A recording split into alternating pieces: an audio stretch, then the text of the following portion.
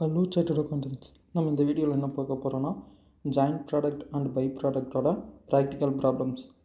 இல்லுஸ்ட்ரேஷனில் பார்த்த வரைக்கும் by product ரிலேட்டடான இந்த ப்ராப்ளம்ஸ் இல்லை, அது வந்து ப்ராக்டிக்கல் ப்ராப்ளம்ஸ் இருக்குது. நம்மளுக்கு கான்செப்ட் தெரியல. ஃபஸ்ட்டு என்ன பண்ணுவோம், அந்த டோட்டல் காஸ்ட் ஒன்று இருக்கும். டோட்டல் காஸ்ட்டில் வந்து நம்ம வழக்கமாக என்ன பண்ணுவோம், ஸ்க்ராப் அந்த மாதிரி எதோ ஒன்று இருந்துச்சுன்னா லெஸ் பண்ணிடுவோம்.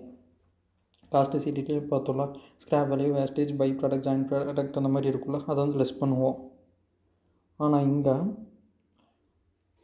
பை ப்ராடக்டோட என்ஆர்வியை கண்டுபிடிச்சி, பை ப்ராடக்டோட நெட் ரீலைசபிள் வேல்யூ என்ஆர்வியை கண்டுபிடிச்சி அதை வந்து டோட்டல் காஸ்ட்லேருந்து லெஸ் பண்ணணும். அதுக்கப்புறம் லெஸ் பண்ண ஒரு காஸ்ட் வரும்ல, அந்த காஸ்ட்டை வந்து மெயின் ப்ராடக்ட்ஸ்க்கு வந்து பிரித்து கொடுக்கணும். அவ்வளோதாங்க கான்செப்ட். சம் பார்க்கலாம், இன்னும் கிளியராக புரியும். Problem number 1. Smiley company produces 2 main products and byproduct out of a joint process. Joint process மூலிமா இது 2 main product இருக்குது, அதுக்கப்புறம் ஒரு byproduct இருக்குது. The ratio of output quantities to input quantities of direct material used in the joint process remains consistent on yearly basis. Okay, input and output வந்து ஈக்குவலாக தான் இருக்குன்ட்ருக்காங்க. Company has employed the physical value method to allocate joint production cost to the main product. இது joint product cost இருக்குல்ல, joint productions cost, அதை வந்து எந்த ரேஷியோவில் வந்து பிரித்து கொடுக்குறாங்க, ஃபிசிக்கல் வால்யூம் மெத்தடில். அதுக்கப்புறம் the net realisable value of the by product is used to reduce the joint production cost before the joint cost are allocated to the main product. இது நம்ம நார்மலாகவே பண்ணுவோம், அதை வந்து அவங்களே கொடுத்துட்டாங்க. என்ன பண்ணுவாங்களாமா, net realisable value of the by product வந்து எதுக்கு யூஸ் பண்ணுறாங்கன்னா, reduce the joint production cost, அதை வந்து லெஸ் பண்ணுறதுக்காண்டி பண்ணுறாங்க. அது எதுக்கு முன்னாடினா இதை வந்து அலோகேட் பண்ணி கொடுக்காதுக்கு முன்னாடி மெயின் ப்ராடக்ட்ஸுக்கு. Details of the company operations are given in the table below. During the month company incurred joint production cost. மொத்தம் டோட்டல் காஸ்ட் எவ்வளோ, ஜாயிண்ட் ப்ரொடக்ஷன் காஸ்ட் 10 lakh. இந்த main products are not marketable at the split off point and thus have further processed. அந்த main product இருக்குல்ல, main product A and பின்னு வச்சுக்கோம். A and B தான், ஏன்னா ஒரு பை ப்ராடக்ட், அது வந்து பை ப்ராடக்ட்னு கொடுத்துட்டாங்க. அதை வந்து ஸ்ப்ளிட் ஆஃப் பாயிண்டில் வந்து மார்க்கெட் பண்ண முடியாமல், ஸ்ப்ளிட் ஆஃப் பாயிண்ட்னால் அதை பிரித்து எடுத்தனோடையே மார்க்கெட் பண்ண முடியல, அதை மறுபடியும் ஃபர்தர் ப்ராசஸ் பண்ணி தான் மார்க்கெட்டில் விற்கிறாங்க. அப்படி பண்ணி விற்கும் போது ஃபர்தர் ப்ராசஸோட காஸ்ட் இது லாஸ்ட்டாக ஃபைனலாக ஒரு இருக்குல்ல, ஃபைனல் சேல்ஸோட காஸ்ட் தான் அது, ஃபைனல் சேல்ஸ் ப்ரைஸ் தான் இது. அதுக்கப்புறம் செல்லிங் ப்ரைஸ் வந்து 50 ஃபார் ப்ராடக்ட் ஏ, ப்ராடக்ட் பிக்கு வந்து 30, பை ப்ராடக்ட் வந்து 5 rupees. நம்மளை என்ன கேட்டிருக்காங்கன்னா, ஃபர்தர் ப்ராசஸ் பண்ணுறக்கூடிய காஸ்ட் வந்து 2 lakh, அதுக்கப்புறம் 3 lakh. மந்த்லி அவுட்புட், இந்த அவுட்புட் தானே ஃபிசிக்கல் குவான்டிட்டி தானே, அதனால் இந்த ரேஷியோவில் தான் நம்ம பிரித்து கொடுக்கணும். என்ன கேட்டிருக்காங்க நம்மளை, find out the amount of joint product cost. Joint product cost கேட்டிருக்காங்களா, that Smiley limited would allocate to the product B. Product பிக்கு எவ்வளோ அலோகேட் பண்ணுவாங்க அப்படின்னு கேட்டிருக்காங்க. எது மூலிமா, physical volume method to allocate joint productions cost. அவ்வளோதாங்க. இது வந்து ப்ராடக்ட் ஏ, ப்ராடக்ட் பி ரெண்டுக்குள்ளே கண்டுபிடிக்க தேவையில்லை. ஃபஸ்ட்டு வந்து இந்த டோட்டல் காஸ்ட் இருக்கா, இந்த டோட்டல் காஸ்ட்லேருந்து எது லெஸ் பண்ணணும், பை ப்ராடக்ட் காஸ்ட்டு. அப்போ வந்து 50,000 into 5ன்னு போட்டோம்னா 2,50,000. அப்போ வந்து 10 lakh minus 2,50,000 7,50,000 இருக்கும். அந்த 7,50,000 இருக்கா, அது வந்து ஃபிசிக்கல் குவான்டிட்டி வால்யூம், அதில் வந்து அந்த ரேஷியோவில் பிரிக்கணும். அப்போ வந்து இங்கே 60,000, இங்கே வந்து 1,20,000 டிவைட் பண்ணோம்னா 1:2 ரேஷியோ. அப்போ வந்து 3 இன்ட்டு ப்ராடக்ட் பிக்கு எவ்வளோ 2, அப்படி பார்த்தீங்கன்னா 5 lakh வரும். ஆன்சர் பார்க்கலாமா. ஃபஸ்ட் வந்து ஜாயிண்ட் காஸ்ட் இருக்குது 10 lakh, அதில் net realisable value of the by product வந்து லெஸ் பண்ணுறாங்க 2,50,000, 7,50,000 வருது. அதை வந்து பிரித்து கொடுக்கணும். அவங்க வந்து அதே டோட்டல் அமௌண்ட் அப்படியே 1,80,000 எடுத்துக்கிறாங்க, நம்ம ரேஷியோ எடுக்காமல். நம்ம வந்து 1:2 சிம்பிளிஃபை பண்ணி எடுத்திருந்தோம். இதை வந்து நீங்கள் இப்படி போட்டு கன்ஃபியூஸ் பண்ணிக்கணும். 7,50,000 அமௌண்ட்டாக டிவைடட் பை 1,80,000 டோட்டல் குவான்டிட்டி. அதுக்கப்புறம் நம்மளுக்கு ப்ராடக்ட் பி எவ்வளோ, 1,20,000 அப்படி போட்டிங்கன்னா 5 lakh வரும். அவ்வளோதாங்க. நெக்ஸ்ட்டு இல்லுஸ்ட்ரேஷன் ப்ராக்டிக்கல் ப்ராப்ளம் 2 பார்க்கலாம். என்ன இருக்குது, Sunmoon limited produces and sells the following product. Produce and செல்ஸாக எவ்வளோ யூனிட்ஸ் வந்து இருக்குது. அதுக்கப்புறம் selling price at split off point, அதுக்கப்புறம் selling price at further process. இது வந்து மெயின் ப்ராடக்ட்டுங்க, அதை வந்து 5 இருக்குது. இங்கே A, B, C, D, E. ஓகேவா. அதை மறுபடியும் ஃபர்தர் இங்கே இப்படி பண்ணும்போது எவ்வளோனா இங்கே இருக்கிற அமௌண்ட்லாம் அப்படியே எடுத்து எழுதிக்கிங்க. இங்கே வந்து A கிட்ட 17, இது வந்து ஸ்ப்ளிட் ஆஃப் பாயிண்ட் தானே. இங்கே வந்து 13, இங்கே வந்து 8, இங்கே வந்து 10. இது அப்படியே நோட் இருந்தால் அப்படியே எழுதி வச்சுக்கோங்க. 10, அதுக்கப்புறம் இங்கே வந்து 14. நெக்ஸ்ட்டு வந்து மறுபடியும் ஃபர்தர் ப்ராசஸ் பண்ணுறாங்க. ஃபர்தர் ப்ராசஸ் பண்ணும்போது எவ்வளோன்னு பார்க்கணும். நீங்கள் வந்து யூனிட்ஸால் இன்டூ பண்ணிங்கன்னு வச்சுக்கோங்களேன். 2 lakh into 17, அப்போ வந்து இங்கே அமௌண்ட் கிடச்சிரும். அதை வந்து நீங்கள் நோட்டில் எழுதும்போது கிளியராக எழுதிக்கலாம். அத்தனையும் கால்குலேட் பண்ணி எழுத முடியாது. நான் வந்து எங்கே எழுதுறது அந்த மாதிரி சொல்லிடுறேன், சும்மா ஒரு ஐடியா.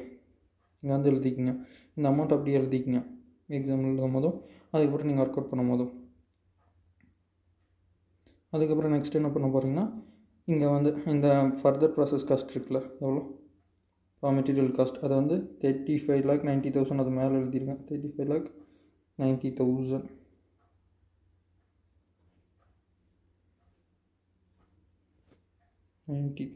ஓகே.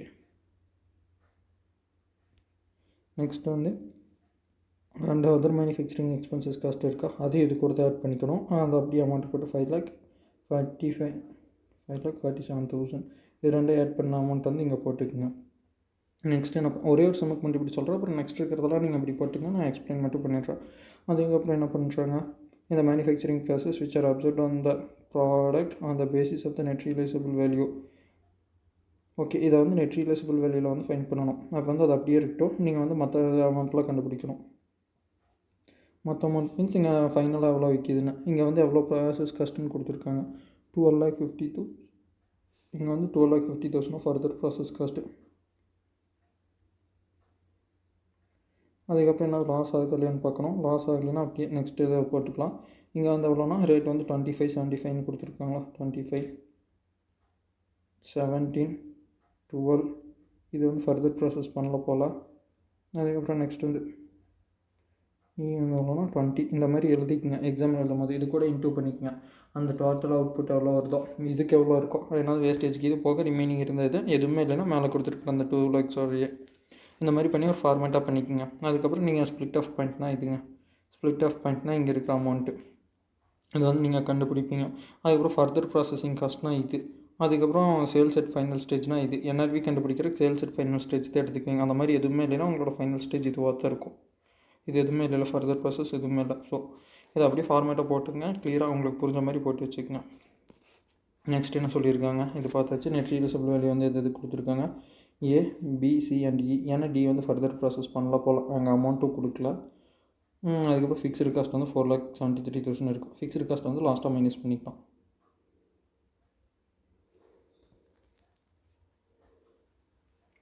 அதுக்கப்புறம் you record to prepare the following in respect of the coming year. அதுக்கப்புறம் statement showing the income forecast of the company assuming that none of the products are to be further processed. எந்த ப்ராடக்ட்டுமே ஃபர்தராக process பண்ணலைன்னா கம்பெனியோட income எவ்வளோ இருக்குன்னு பண்ணணும். அதுக்கப்புறம் statement showing the income forecast of the company assuming that the product A, B, C and E are to be. இந்த 4 ப்ராடக்ட்டையும் ஃபர்தர் ப்ராசஸ் பண்ணால் கம்பெனியோட இன்கம் எவ்வளோ இருக்குன்னு கண்டுபிடிக்கணும். அதுக்கப்புறம் சஜஸ்ட் பண்ண சொல்லியிருக்காங்க. Can you suggest any other productions plans whereby the company can maximize its profits, then submit if எஸ்னா அந்த மாதிரி என்னது உங்களுக்கு தெரிஞ்சிச்சுன்னா சஜஸ்ட் பண்ணிங்கன்னா ஏதோ ஒரு பிளானா. அதுக்கு முன்னாடி ஸ்டேட்மெண்ட் கொடுக்குறாங்க. Forecast arising out of the adaptation of the plan. பார்த்தீங்களா, இது பார்த்து நம்மளுக்கு எக்ஸாமில் பார்க்கும்போது இந்த 2 கொஸ்டின் பார்ப்போம் போட்டுருவோம். ஆனால் கீழே அதை வச்சே ஒரு கொஸ்டின் கேட்டிருக்காங்க. அதை நம்ம பார்க்காம விட்டுருவோம் அவசரத்தில். ஸோ கிளியராக கொஸ்டின் வந்து A to Z படிக்கணும். சரி, ஓகே. இது வந்து எப்படி அவங்களுக்கு கொடுக்குறதுனா, ப்ரொடக்ஷன்ஸ் பிளான் என்னது கொடுக்கலாமா, எல்லாமே ஃபர்தர் ப்ராசஸ் பண்ண சொல்கிறீங்க, இல்லைன்னா எல்லாமே வேணாங்கிறீங்க. நாங்கள் ஒரு பிளான் கொடுக்குறோம், எது ப்ராஃபிட்டபுளாக இருக்கோ அதை வந்து நீங்கள் ஃபர்தர் ப்ராசஸ் பண்ணுங்க. ப்ராஃபிட் இல்லாத வந்து ஃபர்தர் ப்ராசஸ் பண்ண வேணாம். அதுதான் நம்ம சஜஸ்ட் பண்ண போகிறோம். ஓகேவா, அந்த மாதிரி இருக்கிறது தான் நம்ம சஜஸ்ட் பண்ணதான் மேக்ஸிமைஸ் கிடைக்கும். ஏன்னா லாஸ் ஆகிறத வந்து ஃபர்தர் ப்ராசஸ் பண்ணாமல் விட்டுருலாம்ல. அவ்வளோதாங்க கான்செப்ட் புரிஞ்சில. இந்த சம் அப்படியே போப்போம். சம் நம்பர் 2 பார்க்கலாமா. ஃபஸ்ட் வந்து ஒர்க்கிங் நோட் போட்டுறாங்க. ஒர்க்கிங் நோட் இருக்குது. இங்கே வந்து net realisable value கண்டுபிடிக்கணும்ல. Sale வேல்யூனாலே final ஸ்டேஜில் இருக்கிறது. அந்த மாதிரி ஃபைனல் ஸ்டேஜ்லேருந்து முன்னால், அதுக்கப்புறம் ஃபைனல் ஸ்டேஜில் பண்ண முடியாது அந்த மாதிரி கொடுத்துருந்தாங்கன்னா முன்னால் இருக்கிறத எடுத்துக்கணும். ஓகேங்களா. அதுக்கப்புறம் 50 lakh அந்த சார்ட் போட்டிங்கனால இதெல்லாம் வந்துடும். அந்த அமௌண்ட் அப்படியே எடுத்து எழுதிங்க. அதுக்கப்புறம் போஸ்ட் செப்பரேஷன் காஸ்ட். NRV கண்டுபிடிக்கிறதுக்கு என்ன பண்ணணும், சேல்ஸ் வேல்யூலேருந்து post separation cost, selling and distribution cost, அதுக்கப்புறம் ப்ராஃபிட் மார்ஜின் இருந்தால் அதெல்லாம் லெஸ் பண்ணணும். நீங்கள் வந்து இதுமாதிரி அதனால் போஸ்ட் செப்பரேஷன் காஸ்ட் மட்டும் இருக்குது, அதை மட்டும் லெஸ் பண்ணுறோம். அதுக்கப்புறம் நெட் ரியலைசபிள் வேல்யூ கிடைக்கும். இந்த ரேஷியோவில் வந்து பிரித்து கொடுக்கணும். எதை பிரித்து கொடுக்கணும்? டோட்டல் காஸ்ட் இருக்குல்ல, டோட்டல் காஸ்ட் எவ்வளோ? ரா மெட்டீரியல் காஸ்ட் வந்து 35,90,000, மேனுஃபேக்சரிங் எக்ஸ்பென்சஸ் வந்து 5,47,000. அப்போ டோட்டலாக பார்த்தீங்கன்னா 41,37,000. இதை வந்து பிரித்து கொடுக்கணும். எப்படி பிரித்து கொடுக்கறது? இந்த ரேஷியோவில் இப்போ எல்லாம் ஜீரோவாக இருந்துச்சுன்னா ஜீரோ லாஸ்ட் ஒரு 4 ஜீரோவை விட்டுருங்க. அதுக்கப்புறம் இருக்கிற ரேஷியோவில் அப்படியே பிரித்து கொடுத்துருங்க. எல்லாத்தையுமே 4 ஜீரோ இருக்கா, சும்மா அந்த ரேஷியோ பண்ணுறதுக்கு மட்டும் ஃபஸ்ட் 4 ஜீரோவை விட்டுருங்க லாஸ்ட்டாக இருக்கிறது. அதுக்கப்புறம் எல்லாத்துலேயுமே 4 ஜீரோ விட முடியுது, ஸோ 4 ஜீரோ விட்டுருங்க. அப்புறம் அந்த ரேஷியோவில் எல்லாத்துக்கும் பிரித்து கொடுத்துருங்க. இல்லை நான் ஃபுல்லாக மட்டுமே போட்டுக்கினா ஃபுல்லாக மட்டுமே போட்டு ரேஷியோவில் பிரித்து கொடுத்துக்குங்க. இதே மாதிரி தான் எல்லாத்துக்கும் பண்ணணும். இதே மாதிரி எல்லாத்துக்கும் போட்டு கீழே டோட்டல் அமௌண்ட், அதுக்கப்புறம் இன்ட்டு அதுக்கு எவ்வளவோ டோட்டல் காஸ்ட் மேலேங்க, டோட்டல் ஜாயின் காஸ்ட் மேலே கீழே வந்து டோட்டல் நெட் ரியலைசபிள் வேல்யூ எது ரேஷியோ இருக்கிறோமோ இங்கே வந்து அதை கீழே வந்து நம்ம ஃபிசிக்கல் யூனிட்ஸ் எடுத்தோம்னா டோட்டல் ஃபிசிக்கல் யூனிட்ஸ்னு எடுப்போம். அதுக்கப்புறம் into net realisable value of each product, ஒவ்வொரு ப்ராடக்ட்டுக்கு எவ்வளோன்னு போட்டு அதனுடைய ப்ராடக்ட் அங்கே போட்டுருவோம். வந்து ப்ராடக்ட் ஏ போட்டோம்னா அங்கே வந்து ப்ராடக்ட் ஏக்கு அந்த அமௌண்ட் எடுத்து போடணும். அதுக்கப்புறம் அதை வச்சு ஸ்டேட்மெண்ட் பண்ணுறோம். இப்போ வந்து ஃபர்தர் ப்ராசஸே பண்ணலிங்க. ஃபஸ்ட்டு என்ன கேட்டிருந்தாங்க, ஃபர்தர் ப்ராசஸே பண்ணல. இன்கம் ஸ்டேட்மெண்ட் எவ்வளோன்னு கேட்டிருந்தாங்க. Sales revenue at split off point வந்து 17 ரூபீஸ் கொடுத்துருந்தாங்களா, 13, 8, 10 எல்லாத்துக்குமே இருக்கும். அது எல்லாமே ஃபர்தர் ப்ராசஸே பண்ணல. அப்போ வந்து டோட்டலாக எவ்வளோ உங்களுக்கு ரெவன்யூ கிடைக்கிறா, 52,40,000.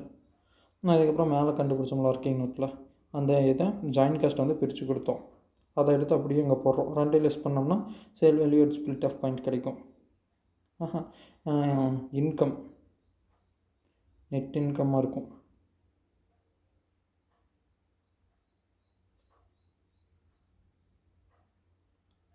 அதுக்கப்புறம் அதுலேருந்து ஃபிக்ஸ்டு காஸ்ட்டு லெஸ் பண்ணிட்டிங்கன்னா ஃபிக்ஸ்டு காஸ்ட் லெஸ் பண்ணிட்டிங்கன்னா உங்களுக்கு ப்ராஃபிட் கிடைக்கும். இது வந்து சேல்ஸ் வேல்யூ, இது வந்து எக்ஸ்பென்சஸ் ஒரு வேல்யூ கிடைக்கும். அதுலேருந்து மறுபடியும் ஃபிக்ஸ்டு காஸ்ட்டையும் லெஸ் பண்ணிட்டிங்கன்னா உங்களுக்கு வந்து ப்ராஃபிட் கிடைக்கும்.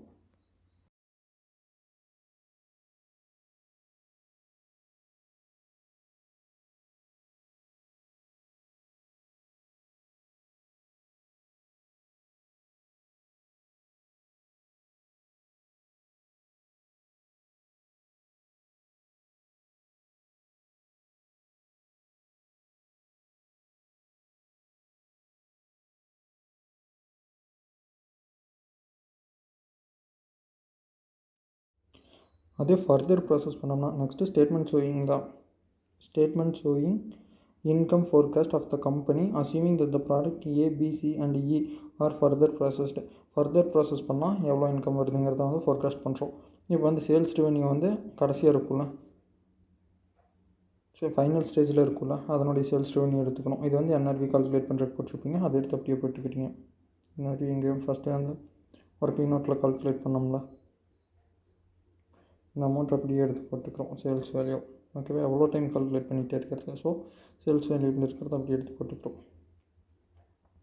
நெக்ஸ்ட்டு வந்து இங்கே இருக்குல்ல, இது வந்து அப்பர்ஷன் காஸ்ட்டு, ஏன்னா அதுவும் காஸ்ட்டு தான், அதுக்கு மேலே இருக்கிற எல்லா காஸ்ட்டுமே இன்க்ளூட் ஆகும்.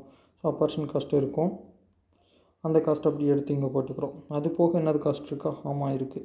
இன்னும் ஃபர்தர் ப்ராசஸிங் காஸ்ட் அதையும் லெஸ் பண்ணணும், இருக்கிற எல்லா காஸ்ட்டும் லெஸ் பண்ணணும். அதுக்கப்புறம் டோட்டல் ப்ராசஸிங் காஸ்ட், இது ரெண்டையும் ஆட் பண்ணோம்னா டோட்டல் ப்ராசஸிங் காஸ்ட் கிடைக்கும், பிஎன்சி. அதை ஆட் பண்ணோம்னா டோட்டல் ப்ராசஸிங் காஸ்ட் கிடைக்கிது. அதிலிருந்து டோட்டலாக எவ்வளோ சேல்ஸ் ரெவன்யூ, அதில் எவ்வளோ எக்ஸ்பென்சஸ், அது ரெண்டையும் லெஸ் பண்ணிங்கன்னா, இந்த எக்ஸ்பென்சஸ் அதையும் லெஸ் பண்ணிங்கன்னா டோட்டல் சேல் வேல்யூலேருந்து எக்ஸ்பென்சஸ் ப்ராசஸிங் காஸ்ட்டில் லெஸ் பண்ணிங்கன்னா எக்ஸ்பென்சஸ் ஆஃப் சேல்ஸ் ரெவன்யூ கிடைக்கும். சேல்ஸ் ரெவன்யூ இந்த காஸ்ட்டில் போக எவ்வளோ எக்ஸஸாக இருக்குது அப்படிங்கிறது கிடைக்கும். எவ்வளோ வருது, 17,73,000.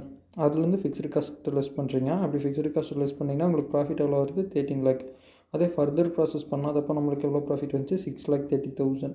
இது வந்து ஃபர்தர் ப்ராசஸ் பண்ணுறது பெனிஃபிட்டாக இருக்குது ஓவராலாக பார்க்கும்போது. ஆனால் இதோட என்ன பெஸ்ட் மெத்தட் கொடுக்க முடியுமானா, இதில் எங்கே லாஸ் ஆகுதான்னு பார்க்கணும், இங்கே எவ்வளோ ப்ராஃபிட் வந்திருக்குன்னு பார்க்கணும். இது ஈச் ப்ராடக்ட்டு பார்க்குறோம். ஓகே, ஒவ்வொரு ப்ராடக்டாக பார்க்குறோம். எது வந்து அதிகம் அதோட கம்மியாக இருக்கோ அதை வந்து ஃபர்தர் ப்ராசஸ் பண்ண வேணாம். இது வந்து தியரியாக கொடுத்துருப்பாங்க, இதை படிச்சுட்டு அதுக்கப்புறம் அனலைஸ் பண்ணலாம்.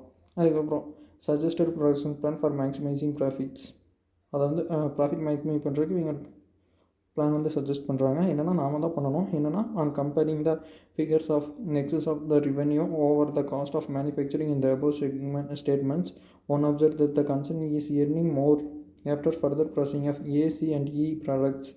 AC and E products பண்ணும்போது உங்களுக்கு வந்து ஃபர்தர் ப்ராசஸில் தான் அதிகமாக எக்ஸஸ் ஆஃப் ரெவன்யூ கிடைக்குது. But in losing a sum of 30,000 in case of the product B. ஆனால் ப்ராடக்ட் பி பண்ணும்போது உங்களுக்கு 30,000 லாஸ் ஆகுது அப்படின்ட்டு இருக்காங்க. எப்படிங்கிறது பார்க்கலாம். ப்ராடக்ட் பியா இங்கே வந்து எவ்வளோ இது 1,08,000, இங்கே வந்து 1,38,000. முன்னாடியே அந்த ஃபர்தர் ப்ராசஸ் பண்ணாமே உங்களுக்கு 1,38,000 கிடைக்குது. நீங்கள் அதை ஃபர்தர் ப்ராசஸ் பண்ணி நீங்கள் ஏன் 1,08,000 எக்ஸஸ் ஆஃப் ரெவன்யூ கொடுக்கணும்? அதனால் ஃபர்தர் ப்ராசஸ் பண்ண வேணாம். அதை அப்படி பண்ணிங்கன்னா 30,000 நீங்கள் சேவ் பண்ண முடியுங்களா நம்ம கொடுக்குற பண்ணி இதெல்லாம் அந்த மாதிரி பண்ணாங்கன்னா. In case of product B if it is further processed further அப்படி பண்ணாங்கன்னா 30,000 வந்து உங்களுக்கு லூஸ் பண்ணுறீங்க. Hence the best productions plan will be to sell A, C and E after further processing and B and D at the point of split off. Okay, B and D எப்படின்னா டியை வந்து split ஆஃபில் தான் பண்ணுவோம். அது கூட சேர்த்து பியும் split ஆஃபில் வந்து நீங்கள் செல் பண்ணுங்கள். A, C and E வந்து ஃபர்தர் ப்ராசஸ் பண்ணி செல் பண்ணுங்கள். அப்படி பண்ணிங்கன்னா உங்களுக்கு ப்ராஃபிட் ஸ்டேட்மெண்ட் எவ்வளோ ஒரு 30,000 சேர்ந்து வந்திருக்கும். 13,30,000 அப்படி பண்ணிங்கன்னா உங்களுக்கு இன்க்ரீஸ்டு போய் 30,000. இது ஒரு ஸ்டேட்மெண்ட் இல்லைங்க. இதெல்லாம் ஃபர்தர் ப்ராசஸ் காஸ்ட்டு. இங்கே வந்து ஃபர்தர் ப்ராசஸ் காஸ்ட்டே போடல பார்த்தீங்களா. எனக்கு ஃபர்தர் ப்ராசஸே பண்ண போகிறதில்ல. பிஎன்டி அந்த ஸ்டேட்மெண்ட் அப்படியே போடுறோம். மேலே இருக்கிறத அப்படியே காப்பி பண்ணுங்கள். இந்த பிஎன்டிக்கு மட்டும் ஃபர்தர் ப்ராசஸ் பண்ணாமல் என்ன வருதோ அதை வந்து அப்படியே போடுறீங்க, அவ்வளோதான். அப்புறம் ஆட் பண்ணுறதுலாம் எல்லாமே அதே தான். நீங்கள் வந்து ஆட் பண்ணுறதுக்கு எதுவும் இல்லை, அதே அமௌண்ட்டு. அதுக்கப்புறம் இங்கே லெஸ் பண்ணுறது 3,90,000 2,52,000 இந்த அமௌண்ட் வரும். இது எல்லாத்தையும் சேர்த்து இங்கே ஆட் பண்ணிங்கன்னா 18,03,000 வருது. அதுலேருந்து ஃபிக்ஸ்டு காஸ்ட்டு லெஸ் பண்ணிட்டீங்கன்னா அதுக்கப்புறம் 13,30,000 வருது. அவ்வளோதாங்க. அதை அங்கே பார்க்கும்போதே நீங்கள் ஃபைன் பண்ணிடுவீங்க. ஏன்னா 30,000 நீங்கள் லூஸ் பண்ணுறீங்க அப்படி ஃபர்தர் ப்ராசஸ் பண்ணுறதுனால. நான் இப்போ ஃபர்தர் ப்ராசஸ் பண்ண போகிறதில்ல. ஸோ 30,000 வந்து நான் லூஸ் பண்ணாமல் சேவ் பண்ண போகிறேன். அவ்வளோதான். நான் அதுக்கப்புறம் ப்ராப்ளம் நம்பர் 3 என்னதுன்னா butter is engaged in the production of the butter milk. அதுக்கப்புறம் பட்டர் அண்ட் கீ இது 3 ப்ராடக்ட்டை பண்ணுறாங்க. யார்? Butter. It purchases processed cream and let it through the process of running until it separates into buttermilk and butter. Buttermilk and butter பிரிக்கிற வரைக்கும் அதை ஒரு process பண்ணுறாங்க. இன்னும் நீங்கள் பர்ச்சேஸ்டாக ஒரு க்ரீமாக வாங்கி அதை வந்து ப்ராசஸ் பண்ணுறாங்க. இது சர்னிங். அதுக்கப்புறம் for the month of January butter purchased 50 kiloliter processed cream. 50 kiloliter processed cream வாங்குறாங்க. எவ்வளோனா 100/100 ml. அதுக்கப்புறம் கன்வர்ஷன் காஸ்ட் வந்து 1 lakh incurred up to the split off point வரைக்கும் ஆகக்கூடியது எவ்வளோ 1 lakh வந்து கன்வர்ஷன் காஸ்ட்டு. அது போக மெட்டீரியல் காஸ்ட் வந்து 100/100 ml. இது ரெண்டும் தாங்க டோட்டல் இது ஜாயின் காஸ்ட். அதுக்கப்புறம் வேர் டூ சேலபிள் ப்ராடக்ட்ஸ். ஒரு கொஸ்டினில் இது வந்து தப்பாக இருந்துச்சு. சேலபிள்னு இல்லை, வேறு மாதிரி ஸ்பெல்லிங் மிஸ்டேக் இருந்துச்சு. Product were produced that is butter milk and butter can be further processed into ghee. அப்போ வந்து பட்டர் இருக்குல்ல அதை வந்து மறுபடியும் கீயாக சேஞ்ச் பண்ணுறாங்க ஃபர்தர் ப்ராசஸ் பண்ணி. அந்த ஃபர்தர் ப்ராசஸ்க்கு எவ்வளோ காஸ்ட் ஆகுது அது வந்து கீழே கொடுத்துருக்காங்க. மேலே கொடுத்துருக்கிற டீட்டெயில்ஸ் வந்து ப்ரொடக்ஷன்ஸ் எவ்வளோ கிலோலிட்டர் அல்லது 10 கிலோலிட்டர்னு சொல்லலாம், இல்லைன்னா 10ன்னு சொல்லிக்கலாம். ரெண்டு ஈக்குவல் தான் அப்படின்னா. அதுக்கப்புறம் நெக்ஸ்ட்டு சேல்ஸ் குவான்டிட்டி கிலோலிட்டர் அல்லது 10. அதுக்கப்புறம் செல்லிங் ப்ரைஸ் எவ்வளோ. இது வந்து ஃபர்தர் ப்ராசஸ் பண்ணால் வரக்கூடிய காஸ்ட், வரக்கூடிய செல்லிங் ப்ரைஸ் உங்களுக்கு வந்து. அதுக்கப்புறம் ஆல் 20 tons ஆஃப் பட்டர் வேறு further processed at an incremental cost of 1,20,000. அப்போ வந்து ஃபர்தராக ப்ராசஸ் பண்ணுறதுக்கு உங்களுக்கு எவ்வளோ எக்ஸ்பென்சஸ் ஆகுது 1,20,000. அப்படி பண்ணினா 20 ton ஆஃப் பட்டர்லேருந்து 16 kiloliter ஆஃப் கீ கிடைக்குது. அப்புறம் no opening or closing inventories மூணுமே இது மேலே butter milk butter ghee. So no problem. Next என்ன கேட்டிருக்காங்கன்னா how joint cost would be apportioned between the buttermilk and butter under the estimated net realizable value. Net realizable வேல்யூக்கு என்ன பண்ணுவாங்க, final stage தான் எடுத்துப்போம். இது ரெண்டும் ஒன்று மாதிரி தான் வரும். அதான் நீங்கள் ஸ்டேட்மெண்ட் போட்டிங்கன்னா ஈஸியாக இருக்கும். ஃபஸ்ட்டு வந்து இங்கே என்ன இருக்குது, பட்டர் வந்து ஏதோ ஒரு க்ரீம் வாங்குறாங்களா, அதுலேருந்து பட்டர் மில்க்கு, அதுக்கப்புறம் பட்டர் மில்க்குக்கு வந்து பிஎம்னு வச்சுக்கலாம். பட்டர் வந்து பட்டர், அதுலேருந்து கீ வருது. இதுக்கு எவ்வளோ காஸ்ட்னால் இங்கே வந்து இந்த காஸ்ட் வரும். அதுக்கப்புறம் யூனிட்ஸ்னால் இங்கே வந்து 20 யூனிட்ஸ் வந்து இங்கே வரும், 16 யூனிட்ஸ் வந்து இங்கே வரும். அதை நீங்கள் நோட்டில் கரெக்டாக எழுதிக்கிங்க, இங்கே கரெக்டாக எழுத முடியல. இங்கே வந்து 28. ஓகேவா, அதுக்கு ரேட் வந்து இங்கே இருக்கிறத அப்படியே எடுத்து போடுறோம். செல்லிங் ப்ரைஸ்னு இருக்குல்ல, அதை அப்படியே எடுத்து போடுறோம். அவ்வளோதாங்க. அந்த மாதிரி ஸ்டேட்மெண்ட் போட்டிங்கன்னா ஈஸி. அப்போ சேல்ஸ் வேல்யூ கண்டுபிடிக்கிறதுக்கு என்ன பண்ணுவோம், ஃபைனலாக வந்துச்சுல, இங்கே ஃபைனலாக இந்த ப்ராடக்ட்டை பொறுத்த வரைக்கும் பட்டர் இருக்குது, ஃபைனலாக வருது 480 × 16. அதுக்கப்புறம் பட்டர் மில்க் இதே தாங்க 28 × 30. அதுக்கப்புறம் இது இருக்குல்ல, இதுக்கு வந்து ஃபர்தர் ப்ராசஸிங் காஸ்ட் இருக்குல்ல, அதை வந்து லெஸ் பண்ணணும். ப்ராஃபிட் மார்ஜின், அது செல்லிங் அண்ட் டிஸ்ட்ரிபியூஷன் எதுவும் இல்லை. ஸோ இதை மட்டும் ஃபர்தர் ப்ராசஸிங் காஸ்ட் 1,20,000 மட்டும் லெஸ் பண்ணணும். அப்போ வந்து நெட் ரியலைசபிள் வேல்யூ கிடைக்கும். அந்த ரேஷியோவில் வந்து எதை பிரித்து கொடுக்கணும், இந்த 1 lakh + 100 per 1000 ml. அப்போ வந்து 50 kiloliterனா இது வந்து 1 kiloliter, 1000 ml = 1 kiloliter. அப்போ வந்து 100னா 50க்கு எவ்வளோவா இருக்கும், 5000 இருக்கும். அவ்வளோதாங்க. நெக்ஸ்ட் கொஸ்டின் என்ன கேட்டிருக்காங்கன்னா, healthy bones offers to purchase 20 tons of butter in the February at the 360 per kg. எதை வாங்கிக்கிறான், பட்டராகவே வாங்கிக்கிறாங்க. அந்த 20 டன்னையும் 320 ரூபாய்க்கு பண்ணிக்கிறாங்க. In case butter limited accept this offer, no ghee would be produced in February. அப்படி பண்ணாலும் எங்களால் கீ ப்ரொடியூஸ் பண்ண முடியுது. அதுக்கப்புறம் suggest whether butterflies will accept the offer, accepting its operation incoming or further process butter. Further process பண்ணலாமா வேணாமான்னு கேட்டிருக்கிறாங்க. Further process பண்ணுறதுனால இன்க்ரிமெண்டல் இன்கம் இருக்கும்ல, அது வந்து எக்ஸ்பென்சஸ் விட அதிகமாக இருந்துச்சுன்னா நீங்கள் ஃபர்தர் ப்ராசஸ் பண்ணலாம். ஆன்சர் பார்க்கலாமா, பார்க்குறதுக்கு தான் பெருசாக இருக்கிற மாதிரி இருக்கும். நீங்கள் கான்சன்ட்ரேஷனாக எது கேட்டிருக்காங்கிறது ஒரு ரீகால் பண்ணிட்டு அதுக்கப்புறம் ஸ்டார்ட் பண்ணிங்கன்னா ஈஸியாக போட்டலாம். ஃபஸ்ட்டு வந்து என்னது, சேல்ஸ் வேல்யூ ஃபைனல் ஸ்டேஜில் இருக்கிறதா இது. அப்போ வந்து இதுக்கு வந்து கீயோட இதை எடுத்துக்கணும். 480 × 16. இது வந்து பர் டன் ஆறு என்னன்னு கொடுத்துருந்தாங்களா, நீங்கள் கொஸ்டின் வந்து கிளியராக படிக்கணும். இங்கே என்ன அமௌண்ட் கொடுத்துருக்காங்கன்னா, பர் டன் அல்லது கிலோ லிட்டருக்கு இவ்வளோன்னு கொடுத்துருக்காங்க. நம்ம அதை எவ்வளோ ஃபர்தர் ப்ராசஸாக பண்ணுறோம், இது வந்து 20 ton kilo litre per ton. Okay, அப்போ வந்து இங்கே 28,000 அந்த மாதிரி போகுது. இங்கே வந்து பர் லிட்டர் ஆர் கேஜின்னு இருக்குது, இங்கே வந்து கிலோ லிட்டர் அல்லது டன். அப்போ வந்து 1000 மொத்தம். இங்கே வந்து பர் டன்னோட ரேட் தான் கொடுத்துருக்காங்க. அப்போ × 1000 போட்டிங்கன்னா வேலை முடிஞ்சிச்சு. அதுதான் × 1000 எதுக்கு வந்துச்சுன்னா, அங்கே வந்து லிட்டர் கிலோ லிட்டராக மாற்றும் போது கிலோ, ஆமாம், லிட்டர் கிலோ லிட்டராக மாற்றும் போது × 1000. அதுக்கப்புறம் போஸ்டல் ஸ்பிளிட் ஆஃப் பாயிண்ட், அதாவது further processing cost butter milk மட்டும் இருக்குமா அது. அதுக்கப்புறம் இது ரெண்டையும் பண்ணிங்கன்னா நெட் ரியலைசபிள் வேல்யூ கிடைக்கும். இந்த ரேஷியோவில் வந்து நீங்கள் பிரித்து கொடுக்கணும்.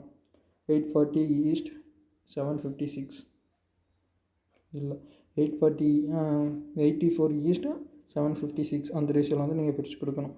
அதை வந்து மறுபடியும் சிம்பிளிஃபை பண்ணிங்கன்னா 1:9 வரும். 1:9 ரேஷியோவில் வந்து பிரித்து கொடுக்குறீங்க. நெக்ஸ்ட் என்ன கேட்டிருக்கிறாங்க, அதை வந்து மறுபடியும் ஃபர்தர் ப்ராசஸ் பண்ணலாமா வேணாமான்னு கேட்டிருக்காங்க. அப்போ வந்து இன்க்ரிமெண்டல் இன்கம் எவ்வளோன்னு கண்டுபிடிக்கணும். எப்படி கண்டுபிடிக்கிறது இன்க்ரிமெண்டல், நீங்கள் வந்து கடைசி ஃபைனல் ஸ்டேஜில் விற்கிறீங்க. அப்படி விற்றிங்கன்னா 480 rupees × 16 × 1000. அதே ஸ்ப்ளிட் ஆஃப் பாயிண்டில் விற்றிங்கன்னா 360 × 20 × 1000. இது ரெண்டுக்கும் இருக்கக்கூடிய டிஃப்ரென்ஸ் தான் நீங்கள் வந்து எக்ஸஸாக இன்க்ரிமெண்டல் ரெவென்யூ எவ்வளோங்கிறது.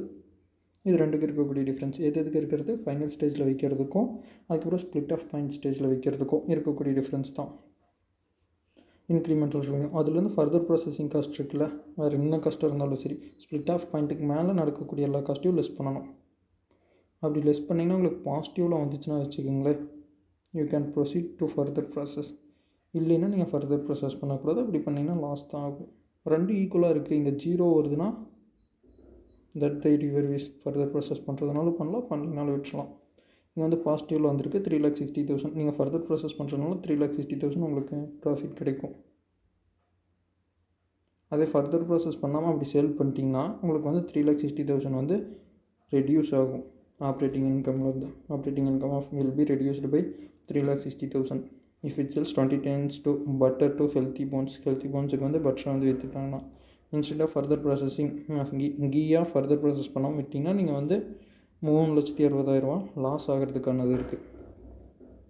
அவ்வளோதாங்க. அதனால் நாட் டு அக்செப்ட்னு ஸ்டேட்மெண்ட் கொடுக்குறோம். நெக்ஸ்ட் வந்து ப்ராக்டிக்கல் ப்ராப்ளம் 4. அது என்னது practical NN manufacturing company uses joint productions process that produces 3 products at a split off பாயிண்டில் வந்து உங்களுக்கு 3 ப்ராடக்ட் கிடைக்குது அப்படின்னா இப்படி ஒன்று இருக்குது. இதில் வந்து உங்களுக்கு 3 ப்ராடக்ட் கிடைக்குது.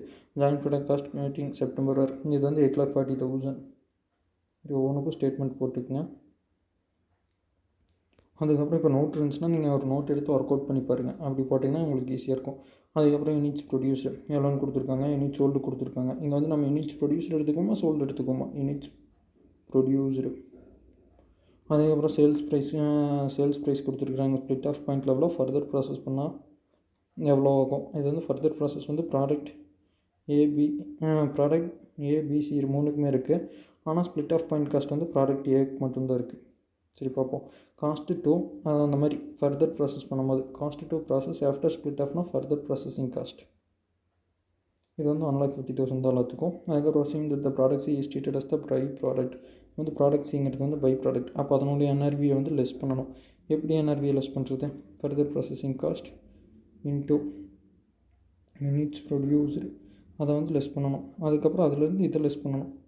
இது ரெண்டு இன்டூ பண்ணுவோம். அதுலேருந்து இதை லெஸ் பண்ணுவோம். ஒரு அமௌண்ட் கிடைக்கும். அந்த அமௌண்ட்டை கொண்டாந்து அந்த டோட்டல் காஸ்ட் 8,40,000 அதில் லெஸ் பண்ணணும். இந்த 8,40,000 லெஸ் பண்ணணும். அதுக்கப்புறம் assuming also that product B and C must be further processed further before they can sold. இப்போ என்னென்னா ஆல்வேஸ் எதுனா product B and C must be further processed can be sold. அது வந்து பிஎன்சி மட்டும்தான் ஃபர்தர் ப்ராசஸ் பண்ண முடியுது பண்ணுறாங்க. ஆல்வேஸ் ஃபர்தர் ப்ராசஸ் பண்ணுறது என்ன பிஎன்சி. அது வந்து ப்ராடக்டே வந்து நீங்கள் ஃபர்தர் ப்ராசஸ் பண்ணாதனால அப்போ இங்கே இல்லை. இது எப்போவுமே விற்கக்கூடியது வந்து ஸ்பிளிட் ஆஃப் பாயிண்டில் தான் விற்கிறீங்க. அப்போ வந்து உங்களுக்கு ஃபைனல் சேல்ஸ்னால என்னென்னு எடுத்துட்டிங்கன்னா இந்த ஸ்பிளிட் ஆஃப் பாயிண்டில் எவ்வளோ அமௌண்ட் வருதோ அதுதான் உங்களுக்கு ஃபைனல் சேல்ஸே. அதுதான் உங்களுக்கு நெட் ரியலைசபிள் வேல்யூ. ஓகே எடுத்துக்கிங்க. அதுலேருந்து ஆமாம் அதுதான் நெட் ரியலைசபிள் வேல்யூவாகவே இருக்கும்.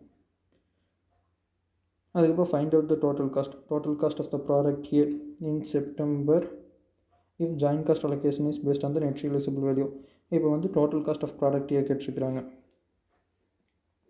டோட்டல் காஸ்ட்னு என்னங்க, இப்போ வந்து உங்களுக்கு காஸ்ட்டு தானே கேட்டிருக்காங்க. அப்போ வந்து நீங்கள் அந்த 8,40,000 வந்து இதை லெஸ் பண்ணிட்டு அதுக்கப்புறம் அதை வந்து இது ரெண்டுக்கும் பிரித்து கொடுத்தீங்கன்னா நெட் ரியலைசபிள் வேல்யூவில் ப்ராடக்ட் ஏக்கு என்ன அமௌண்ட் இல்லை ப்ராடக்ட் ஏக்கு என்ன அமௌண்ட் வருதோ அதுதாங்க இது total cost of product A. Answers பார்க்கலாமா? இது தியரியாக கொடுத்துருக்குறாங்க. ரொம்ப கன்ஃபியூஸ் பண்ணிக்க வேணாம். நான் தியரியை வந்து சும்மா சிம்பிளாக எக்ஸ்பிளைன் பண்ணிடுறேன். நீங்கள் அந்த ஃபார்மேட் சம்ஸில் லேட்டாக தான் போட்டாலே வந்துடும். இந்த தியரியாக இல்லாததுனாலும் கன்ஃபியூஸ் ஆகிட்ருக்கும். அதுக்கப்புறம் என்னென்னா ப்ராடக்ட் ஏவை பற்றி இப்போ நம்ம ப்ராடக்ட் ஏவை பற்றி பார்த்துட்டோம்னா அது வந்து ஃபர்தர் ப்ராசஸ் பண்ண போகிறதில்ல. ஏன்னா பிஎன்சி தான் வழக்கமாக ஃபர்தர் ப்ராசஸ் பண்ணுறேன்னு சொல்லியிருக்காங்க. அது வந்து ஃபர்தர் ப்ராசஸ் பண்ணாமல் விற்றோம்னா எவ்வளோ வரும்னு பார்க்கணும். அது வந்து 100 into 1,500 இது வந்து 1,50,000 இதனுடைய வேல்யூ அதுதான் எடுத்துக்கணும். 1,50,000 வந்து இதனுடைய நெட் ரியலைசபிள் வேல்யூ. இது கண்டுபிடிச்சிட்டோமா? இது வந்து ப்ராடக்ட் பியோட நெட் ரியலைசபிள் வேல்யூ கண்டுபிடிக்கிறோம். அது வந்து ஃபர்தர் ப்ராசஸ் பண்ணுவாங்க.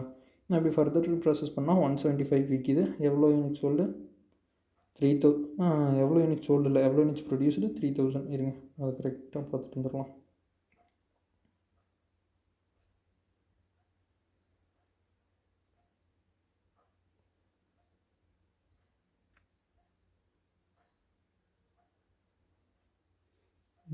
ப்ரொடியூஸ்ட் வந்து இங்கே 1,500 இது வந்து 3,000 இது வந்து 4,500 அவ்வளோதாங்க. அது வந்து யூனிட்ஸ் ப்ரொடியூசர் மட்டும்தான் எடுத்துருக்குறாங்க. அதுதான் எடுத்துக்கணும். ஓகேவா? யூனிட்ஸ் ப்ரொடியூஸ்ட் எவ்வளோ 1,500 எடுத்துருக்காங்களா இன்டூ 100 இதனுடைய நெட் ரியலைசபிள் வேல்யூ வந்து 1,50,000 அவ்வளோதான் இந்த ஃபஸ்ட்டு பேர் ஆயிரும். அதுக்கப்புறம் நெக்ஸ்ட் என்னன்னா இதனோட நெட் ரியலைசபிள் வேல்யூ அப்போ வந்து 3,000 யூனிட்ஸ் எவ்வளோ ருபீஸ்னா 175. அது ஒரு அமௌண்ட் வருமா? அந்த அமௌண்ட்லேருந்து ஃபர்தர் ப்ராசஸிங் காஸ்ட் லெஸ் பண்ணிங்கன்னா உங்களுக்கு NRV கிடைக்கும். அப்படி பார்த்தீங்கன்னா 3,75,000. ப்ராடக்ட் சி அதனுடைய காஸ்ட்டு கண்டுபிடிக்கணும். இது வந்து 4,500 யூனிட்ஸ் வந்து ப்ரொடியூஸ் ஆயிருக்கா. 4,500 யூனிட்ஸ் இன்டூ வேல்யூ எவ்வளோ 50. அதுலேருந்து நெட் ரியலைசபிள் வேல்யூ கண்டுபிடிக்கிறதுக்கு என்ன பண்ணணும்? ஃபர்தர் ப்ராசஸிங் காஸ்ட் வந்து லெஸ் பண்ணணும். அப்படி பண்ணிங்கன்னா 75,000 வருது. டோட்டல் காஸ்ட்லேருந்து தான் 75,000 லெஸ் பண்ணணும். எது டோட்டல் காஸ்ட் நம்மளுக்கு 8,40,000. அதுலேருந்து 75,000 லெஸ் பண்ணிங்கன்னா மைனஸ் நம்ம வந்து 7,65,000 வருது. அதை வந்து இந்த ரேஷியோவில் பிரித்து கொடுக்கணும். 1,50,000, அதுக்கப்புறம் 3,75,000. இது ரெண்டையும் ஆட் பண்ண எவ்வளோ வருது? 5,25,000 வருது.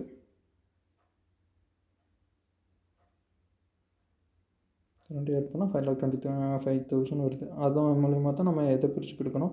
7,65,000 பிரித்து கொடுக்கணும். இப்படி பிரித்து கொடுத்தோம்னா எவ்வளோ வருது?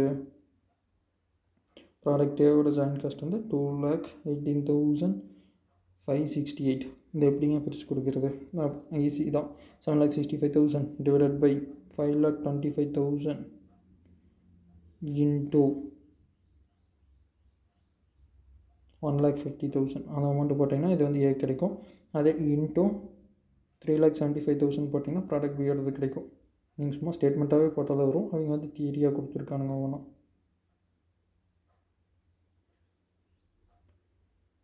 நெக்ஸ்ட்டு வந்து 5th practical problem. RST Limited produces 3 joint product X, Y and Z. The products are processed further. எல்லாமே என்ன பண்ணுறாங்க? ஃபர்தர் ப்ராசஸ் பண்ணுறாங்க. Pre separation cost are apportioned on the basis of weight of output of each product. அது வந்து physical volume மெத்தடில் வந்து பிரித்து கொடுக்குறாங்க ப்ரீ செப்பரேஷன் காஸ்ட்டை. அந்த following data R provided for a particular month. 10,000 ரூபாய் இருக்குங்க. அதை வந்து எந்த ரேஷியோவில் பிரித்து கொடுக்கணும்? 100:70:8 வந்து 10:7:8 வந்து இந்த 10,000 வந்து பிரித்து கொடுக்கணுமா? அப்படி பிரித்து கொடுத்தீங்கன்னா ப்ரீ செப்பரேஷன் காஸ்ட் வந்து பிரித்து கொடுத்தாச்சு. ஓகேவா? நெக்ஸ்ட் வந்து அவுட்புட் அண்ட் லிட்டர்ஸ் அது இருக்குது. அதுக்கப்புறம் cost incurred after separation cost. அதுக்கப்புறம் என்னென்னா ஃபர்தர் ப்ராசஸிங் காஸ்ட். இது 2,000, 1,200, 800. அப்புறம் வந்து ஆஃப்டர் ஃபர்தர் ப்ராசஸிங் எவ்வளோ விற்கிது? அப்போ வந்து இந்த ஃபைனல் ஸ்டேஜில் எவ்வளோ ரூபீஸ்க்கு விற்கிது. அதுக்கப்புறம் pre separation cost, pre separation பாயிண்ட்டில் வந்து எத்தனை ரூபாய்க்கு விற்கிது அதை எஸ்டிமேட் பண்ணியிருக்காங்க. அப்போ வந்து இந்த ரேஷியோவில் இதை பிரித்து கொடுத்துட்டிங்கன்னா இவ்வளோ ரூபீஸ்க்கு விற்கிது. அதே மறுபடியும் இன்னொரு 2,000 ரூபாய் செலவு பண்ணிங்கன்னா 50 ரூபாய்க்கு விற்கிது. அவ்வளோதாங்க கான்செப்ட். நம்மளை என்ன கேட்டிருக்காங்கன்னா, you are required to prepare a statement showing profit or loss made by each product after further processing. Further process பண்ணதுக்கப்புறம் அது வந்து ப்ராஃபிட் ஆர் லாஸ்ன்னு கேட்டிருக்காங்க. Using the presently adopted method of appropriation of the pre separation cost. Pre separation cost எப்படி பிரித்து கொடுக்க சொல்கிறாங்க? Presently adopted method. Presently adopted மெத்தடுங்கிறது ஃபிசிக்கல் வால்யூம் மெத்தட். அதுக்கப்புறம் நெக்ஸ்ட் என்ன கொஸ்டின் கேட்டிருக்காங்கன்னா, advise the management whether on purely financial consideration the 3 products are to be processed further or not. அது வந்து ஃபர்தர் ப்ராசஸ் பண்ணலாமா வேணாமான்னு கேட்டிருக்காங்க. அப்போ என்ன பண்ணுவோம்? இன்க்ரிமெண்டல் காஸ்ட் எடுத்துக்குவோம். ஓகேவா?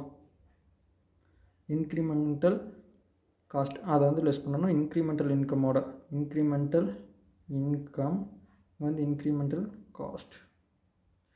இன்க்ரிமெண்டல் இன்கம் வந்து அதிகமாக இருந்துச்சுன்னா இன்க்ரிமெண்டல் இன்கம்மே எதாக இருக்கும்? ஸ்ப்ளிட் ஆஃப் பாயிண்ட்டில் விற்கிறதுக்கும் ஃபைனல் ஸ்டேஜில் விற்கிறதுக்கும் உங்களுக்கு எவ்வளோ டிஃப்ரென்ஸ் வருதோ அது வந்து இன்க்ரிமெண்டல் இன்கம். காஸ்ட்னா ஃபர்தர் ப்ராசஸிங் காஸ்ட். அதுக்கு என்னென்ன காஸ்ட்லாம் வருதோ அது எல்லாமே இன்க்ரிமெண்டல் இன்கம். ஸ்ப்ளிட் ஆஃப் பாயிண்ட்டுக்கு மேலே விற்கணும்னா உங்களுக்கு என்னென்ன காஸ்ட்லாம் வருதோ அதெல்லாம் இன்க்ரிமெண்டல் காஸ்ட். ஆன்சர் பார்க்கலாம். ஃபஸ்ட்டு என்ன பண்ணுறாங்க? அந்த 10,000 வந்து இந்த ரேஷியோவில் பிரித்து கொடுக்குறாங்க. அதுதான் இந்த ஒர்க்கிங் நோட். அப்படி பிரித்து கொடுத்தாங்கன்னா அதுதான் இந்த ஒர்க்கிங் நோட் ஃபுல்லாக. அப்படி பிரித்து கொடுத்தாங்கன்னா 4,000, 2,800, 3,200 வருது. இது வந்து ஸ்ப்ளிட் ஆஃப் காஸ்ட்டு. அதுக்கப்புறம் மேலே ஃபர்தர் ப்ராசஸிங் காஸ்ட் கொஸ்டின்லேயே கொடுத்துட்டாங்க. இது மொத்தமாக காஸ்ட்டாக, இது ரெண்டும் காஸ்ட். அப்போ வந்து நீங்கள் ப்ராஃபிட் ஆர் லாஸான்னு கண்டுபிடிக்கிறதுக்கு சேல்ஸ்லேருந்து காஸ்ட்டை லெஸ் பண்ணணும். இது சேல்ஸ் 5,000, 5,600, 4,800 வந்து சேல்ஸ் வேல்யூ. அதுலேருந்து இந்த 2 காஸ்ட்டையும் லெஸ் பண்ணுறீங்க. ஒன்றுக்கு அப்படி பண்ணிங்கன்னா ப்ராடக்ட் எக்ஸ் வந்து லாஸ்ட்டில் இருக்குது. அதுக்கப்புறம் ப்ராடக்ட் ஒய் அண்ட் ஜெட் வந்து ப்ராஃபிட்டாக இருக்குது. ஓகேவா? அப்போ வந்து எது ப்ராஃபிட்டாக லாஸாக ஃபர்தர் ப்ராசஸில் விற்கும் போது அப்படிங்கிறத கண்டுபிடிச்சிட்டோம். இப்போ வந்து ஃபர்தர் ப்ராசஸ் பண்ணலாமா வேணாமாங்கிறத கண்டுபிடிக்கணும். இன்க்ரிமெண்டல் ரெவென்யூ எவ்வளோ, அதுக்கப்புறம் ஃபர்தர் ப்ராசஸிங் காஸ்ட் எவ்வளோங்கிறத வந்து பார்க்கணும். ஃபர்தர் ப்ராசஸிங் காஸ்ட்டுங்கிறது வந்து இன்க்ரிமெண்டல் காஸ்ட், இங்கே வந்து இன்க்ரிமெண்டல் ரெவென்யூ. அப்போ வந்து எவ்வளோனா ஸ்ப்ளிட் ஆஃப் பாயிண்டில் விற்றிங்கன்னா 25க்கு தான் விற்க முடியும். அதே ஃபைனல் ஸ்டேஜில் ஃபைனலாக ஃபர்தர் ப்ராசஸ் பண்ணி விற்றிங்கன்னா 50 ரூபாய்க்கு விற்க முடியும். அப்போ வந்து இன்க்ரிமெண்டல் ரெவென்யூ எவ்வளோ? 50. Total units 100. 50 × 25. இன்க்ரிமெண்டல் ரெவென்யூ எவ்வளோனா 25 × 100. அப்போ வந்து 2,500. அதே மாதிரி தான் ஒவ்வொன்றுக்கும். அதுக்கப்புறம் காஸ்ட் எவ்வளோ ஆகுதுன்னு பார்க்குறோம். இப்போ வந்து இங்கே வந்து பாசிட்டிவில் வந்துச்சுன்னா ஃபர்தர் ப்ராசஸ் பண்ணலாம். அதே இப்போ நெகட்டிவில் வருதா அதை வந்து ஃபர்தர் ப்ராசஸ் பண்ணக்கூடாது. It is advisable to further process only product X and Y and to sell product Y at the point of separation. ஓகேவா? இதிலேருந்து அதை கொடுத்துருக்காங்க. இந்த ஸ்டேட்மெண்ட்டை வச்சு நம்ம அதை அனலைஸ் பண்ணலாம். என்ன அனலைஸ் பண்ண போகிறேன்? இப்போ வந்து நான் செப்பரேஷன் பாயிண்ட்லேயே பண்ணிடுறேன். செப்பரேஷன் பாயிண்ட்லேயே ஸ்ப்ளிட் ஆஃப் பாயிண்ட்லேயே நான் வந்து சேல்ஸ் பண்ணுறேன். அப்படி சேல்ஸ் பண்ணாலும் 25 × 100 2500, 70 × 70 வந்து 4900. அதுக்கப்புறம் ப்ராடக்ட் ஜெட்னு இருக்கும். இந்த 2 இன்டூ பண்ணிங்கன்னா டோட்டல் யூனிட்ஸ் எவ்வளோ, செப்பரேஷன் ஸ்ப்ளிட் ஆஃப் பாயிண்ட்டில் என்ன ரேட் விற்கிது அப்படிங்கிறத 2 இன்டூ பண்ணிங்கன்னா 3600 வருது. அதுலேருந்து ப்ரீ செப்பரேஷன் காஸ்ட் மேலே பிரித்து கொடுத்தோம்ல, அந்த 10,000 பிரித்து கொடுத்தோம்ல, அந்த காஸ்ட் அது லெஸ் பண்ணிங்கன்னா உங்களுக்கு ப்ராஃபிட்டாக லாஸான்னு கிடைக்கும். இங்கேயும் லாஸ் தான் இருக்குது. ப்ராடக்ட் எக்ஸ் வந்து இங்கேயும் லாஸாக தான் இருக்குது. 1500 லாஸ் ஆகுது. இங்கேயும் லாஸாக தான் இருக்குது. 1000 rupees லாஸ் ஆகுது. அதே நீங்கள் இன்க்ரிமெண்ட்டாக ஃபர்தர் ப்ராசஸ் பண்ணுறதுனால நீங்கள் 500 சேவ் பண்ணுறீங்க. இங்கே வந்து 500 பாசிட்டிவில் வந்திருக்குல்ல. எப்படின்னா இப்போ வந்து 1500 லாஸ் ஆகிட்டு இருந்த பக்கம் இப்போ 1000 தான் லாஸ் ஆகுது. அப்போ வந்து 500 மிச்சம் பண்ணியிருக்கீங்க. லாஸை வந்து லாஸ் ஆகாமல் பார்த்துக்கிறது உங்களுக்கு ப்ராஃபிட் மாதிரி. ஓகேவா? அதனால் இதை அப்படியே எடுத்துக்கிறோம். 1500 இருக்கிறத வந்து நான் 1000 1500 லாஸ் ஆகிட்டு இருக்கிறது நான் 1000 பண்ணும்போது ஓவராலாக பார்க்கும்போது எனக்கு 500 ப்ராஃபிட் இருக்கும். அவ்வளோதாங்க இது. அதுக்கப்புறம் ப்ராக்டிக்கல் ப்ராப்ளம் வந்து 6 பார்க்கணும். அதான் லாஸ்ட்டு. அதோட இந்த சாப்டரே முடிஞ்சு. அது என்ன சொல்லியிருக்காங்க? OPR limited purchases crude vegetable oil. It does refining of the same. The refining process result in the 4 products. Okay, crude vegetable oil வாங்குறாங்க. அதை வந்து ஃபர்தர் எது ரிஃபைனிங் ப்ராசஸில் பண்ணி 4 ப்ராடக்ட் அதுலேருந்து வருது. எது அப்புறம் 4 products at the split of point SPN and A. SPN A. அதுக்கப்புறம் இது நீங்கள் போட்டுங்க. அதுக்கப்புறம் கொஸ்டின் மார்க் அப்படி பண்ணால் அதுக்கப்புறம் product SPN can be individually further refined into SPM வந்து SKPMNL அப்படின்னு ஃபர்தர் ப்ராசஸ் பண்ணுறாங்க. அதனுடைய நேம். அதுக்கப்புறம் the joint cost of purchasing the crude oil and processing it where எல்லாத்தையும் சேர்த்து எவ்வளோனா 40,000. It is approximate on the basis of the sale value at split off point. Sale value எப்படி கண்டுபிடிக்கிறது? Total units into split off பாயிண்டில் ஒரு rate இருக்குல்ல, அந்த ரேட்டால் அவங்களே கொடுத்துட்டாங்களா? Sale value at split off point, sale at split off point, அதுக்கப்புறம் சேல் அட் ஃபர்தர் ப்ராசஸிங் அவங்களே கொடுத்துட்டாங்க. அப்புறம் ஈஸிங்க. அந்த 40,000 எந்த ரேஷியோவில் பிரித்து கொடுக்க போகிறீங்க? இந்த ரேஷியோவில் பிரித்து கொடுக்க போகிறீங்க. அதுக்கப்புறம் நம்மளை என்ன கேட்டிருக்காங்க? You are required to identify the products which can be further processed for maximizing profits and make suitable suggestions. அப்போ வந்து ஃபர்தர் ப்ராசஸிங் இதெல்லாம் பண்ணலாம் ப்ராஃபிட் வந்து மேக்ஸிமைஸ் பண்ணுறதுக்கு. ஓகேவா? இன்க்ரிமெண்டல் ஃபர்தர் ப்ராசஸிங் காஸ்ட்டோட இது 2க்கு இருக்குல்ல. இன்க்ரிமெண்டல் இன்கம் அப்போ 1 lakh இருக்குது. ஃபர்தர் ப்ராசஸிங் காஸ்ட் எவ்வளோ? 80,000. இதை வந்து ஃபர்தர் ப்ராசஸ் பண்ணலாம். அதுக்கப்புறம் இது வந்து எவ்வளோ இன்க்ரிமெண்டல் இன்கம் இருக்குது? 28,000. ஆனால் 32,000 வந்து எக்ஸ்பென்சஸ் ஆகுது. 32,000 செலவு பண்ணி 28,000 தான் வருது. ஸோ இதை ஃபர்தர் ப்ராசஸ் பண்ணக்கூடாது. அதுக்கப்புறம் இங்கே 48,000 20,000 இன்க்ரீஸ் ஆகுதா? அதுக்கு வந்து 36,000. இதே ஃபர்தர் ப்ராசஸ் பண்ணக்கூடாது. இதையும் ஃபர்தர் ப்ராசஸ் பண்ணக்கூடாது. ஓகேவா? இவ்வளோ தாங்க. இதை பார்க்கும் போதே பிடிச்சாச்சு. அதுக்கப்புறம் இங்கேயும் இதையும் கண்டுபிடிச்சாச்சு. எதை கண்டுபிடிச்சோம்? இந்த 40,000 எப்படி பிரித்து கொடுக்கணும்? இந்த ரேஷியோவில் பிரித்து கொடுக்கணும். ஆன்சர் பார்க்கலாமா?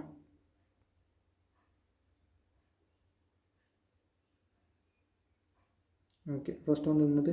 Split off பாயிண்ட்டா?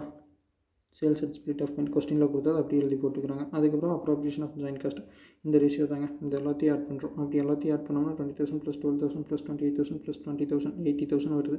வந்து 40,000 / 80,000 × 20,000னா எஸ்கன்னு கிடைக்கும். அதுக்கப்புறம் ஷேர் ஆஃப் பிக்கு எவ்வளோனா × 12,000 போடணும். அதுக்கப்புறம் எனக்கு வந்து 28,000 போடணும். ஏக்கு வந்து 20,000 எவ்வளோ அமௌண்ட்டுங்கிறது வந்துடுச்சு.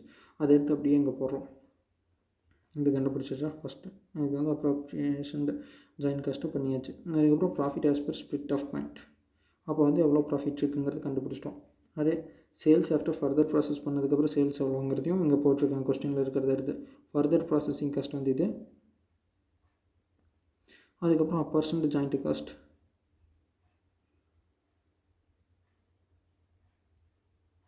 மேலே இருக்கிற பர்சன்டேஜ் ஜாயிண்ட் காஸ்ட் வந்து அப்படியே போட்டிருக்காங்க.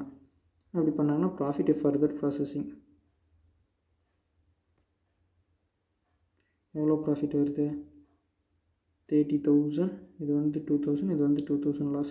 இதெல்லாம் இன்க்ரீஸ் ஆர் டிக்ரீஸ் இந்த ப்ராஃபிட் ஆஃப்டர் ஃபர்தர் ப்ராசஸிங் பண்ணால் உங்களுக்கு ப்ராஃபிட் இன்க்ரீஸ் ஆகுதா டிக்ரீஸ் ஆகுதா? நீங்கள் வந்து டிக்ரீஸ் போகுதுங்க, மைனஸ் வருதா? இதுதான் ப்ளஸில் இருக்குது. ஸோ ப்ராடக்ட் எஸ் மட்டும்தான் ஃபர்தர் ப்ராசஸ் பண்ணணும், ரிமைனிங் ரெண்டையும் ஃபர்தர் ப்ராசஸ் பண்ணக்கூடாது. அதுக்கப்புறம் சஜஷன் கொடுத்துருக்காங்க. On comparing the figures of the profit if no further process and profits if further processing, one observe that OPR Limited is earning more after further processing of product as only, that is 20,000. Hence for maximizing the profits only product X should be product S மட்டும்தான் further process பண்ணணும். Product B and N வந்து split of பாயிண்ட்லேயே செல் பண்ணிடணும். அதாங்க நமக்கு இருக்கக்கூடிய suggestions. அவ்வளோதான், இந்த chapter முடிஞ்சு. ரொம்ப ஈஸி தான்.